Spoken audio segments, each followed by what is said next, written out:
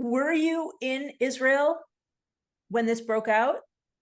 Yeah, we literally arrived in London last night. Um, we made Aliyah about 5 years ago, originally to Ramat Bet Shemesh, and then we moved to Karmigat 2 years ago. Okay. Um, I have I'm married. I've got a wife and three kids. Reports here and there were kind of trickling in about the barbaric attack, I suppose if you want to call it that, that was happening.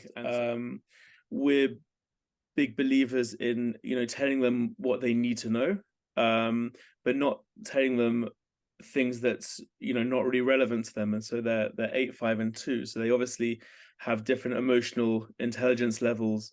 Um and we didn't want to scare them because they've heard the sirens. They know from school that essentially means that bad people are trying to hurt us in some way. So we go into the safe room and that keeps us safe.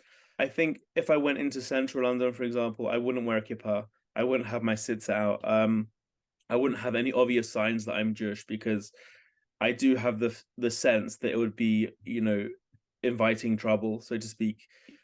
I think it's important for you to be aware of what is happening. Not necessarily in real time, but I think it's you need to be aware of the facts because there's been a lot of misinformation being put out there.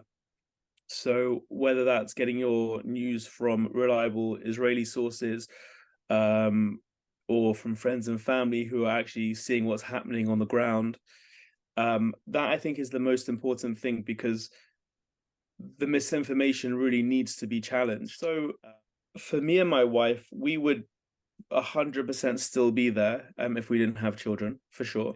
We can hear the explosions in Gaza every day. And it takes its toll on you mentally. Every little sound that makes you jump.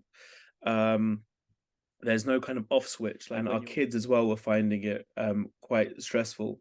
And for example, our daughter was starting to feel anxious about going outside.